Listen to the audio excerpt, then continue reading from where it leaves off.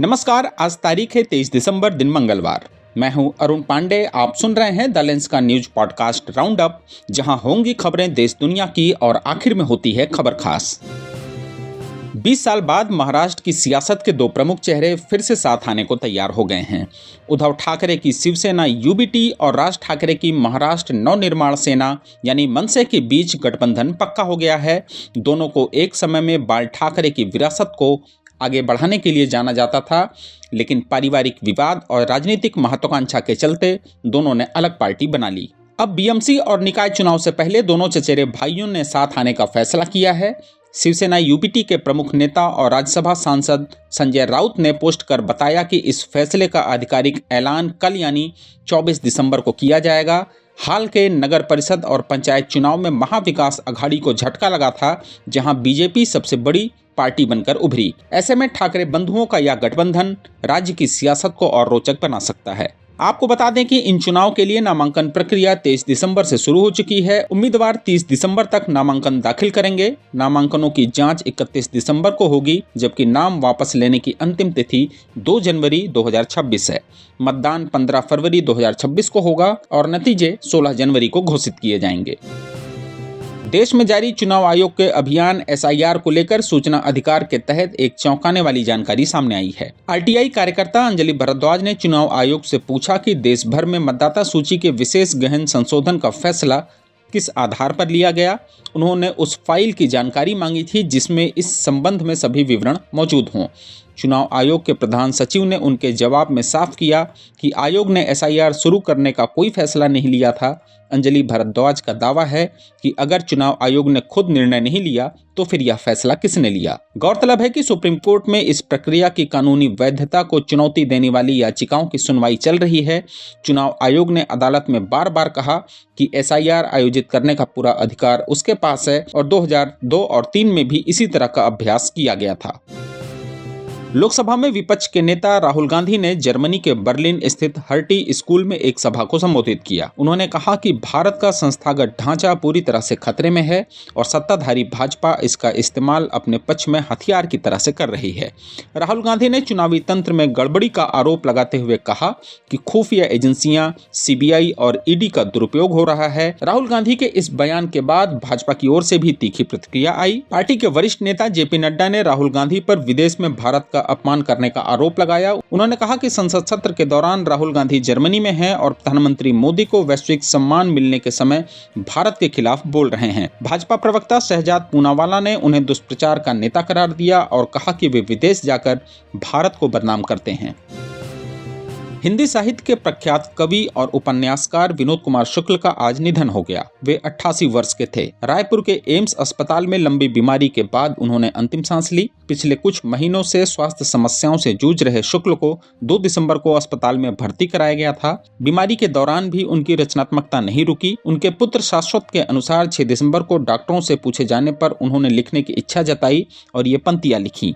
बत्ती मैंने पहले बुझाई, फिर तुमने बुझाई, फिर दोनों ने मिलकर बुझाई।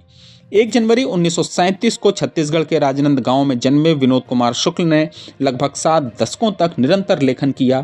इंदिरा गांधी कृषि विश्वविद्यालय रायपुर से प्राध्यापक के रूप में सेवानिवृत्त होने के बाद भी वे सक्रिय रहे। उनकी प्रमुख कृतियों में नौकर की कमीज, दीवार में एक खिड़की रहती थी के लिए उन्हें 1999 में साहित्य अकादमी पुरस्कार मिला था। हाल ही में उन्हें हिंदी साहित्य के सर्वोच्च सम्मान ज्ञानपीठ पुरस्कार से नवाजा गया था। वे छत्तीसगढ़ के पहले ज्ञानपीठ विजेता हैं। इसके अलावा रजा पुरस्कार, पेन, नाबोकोव पुरस्कार, शिखर सम्मान और कई अन्य प्रतिष्ठित सम्मान उन्हें प्राप्त हो चुके हैं।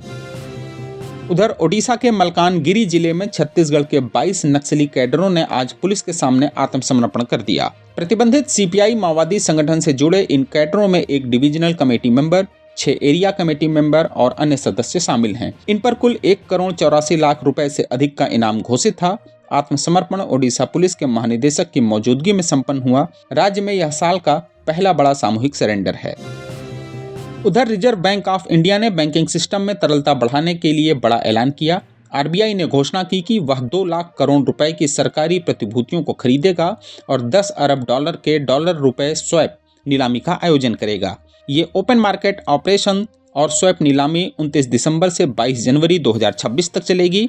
आरबीआई ने कहा है कि वह बाजार की तरलता और स्थितियों पर लगातार नजर रखेगा और जरूरत पड़ने पर और भी कदम उठाएगा।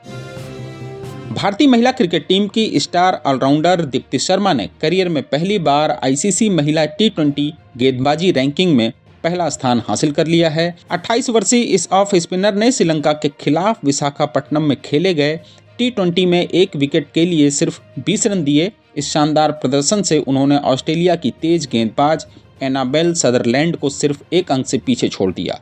दीप्ति अब 737 रेटिंग पॉइंट के साथ टॉप पर हैं। इसके अलावा भारतीय पेसर अरुंधति रेड्डी 5 पायदान पर चढ़कर 36वें स्थान पर पहुंच गई हैं, जबकि स्पिनर श्रीचरणी 19 पायदान ऊपर 69वें स्थान पर हैं।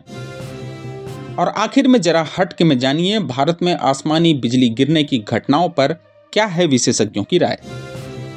नई दिल्ली में हाल ही में आयोजित 9वीं राष्ट्रीय बिजली सम्मेलन में विशेषज्ञों ने चेतावनी दी कि भारत में बिजली गिरने से अन्य किसी प्राकृतिक आपदा की तुलना में सबसे अधिक मौतें होती हैं, लेकिन यह खतरा अब भी कम आंका जा रहा है। तेजी से गर्म हो रही दुनिया में गरज तूफान की तीव्रता और आवृत्ति बढ़ रही है। 2019 से 2025 के बीच बिजली गिरने की घटनाओं में 400% की वृद्धि दर्ज की गई। नए हॉटस्पॉट राजस्थान, गुजरात, हरियाणा, पंजाब और दिल्ली में उभर रहे हैं। Climate resilient observing system promotional council की ओर से जारी 2024-25 की वार्षिक बिजली रिपोर्ट में बताया गया है कि पूर्वी और मध्य भारत में सबसे अधिक बादल से जमीन पर बिजली गिरती है, जबकि मौतों में कमी जागरूकता और प्रारंभिक चेतावनी के कारण आई है। सम्मेलन में कहा गया कि जमीनी उपकरण नेटवर्क को मजबूत करने, उच्च वोल्टेज प्रयोगशालाएं स्थापित करने और जन जागरूकता बढ़ाने की जरूरत है।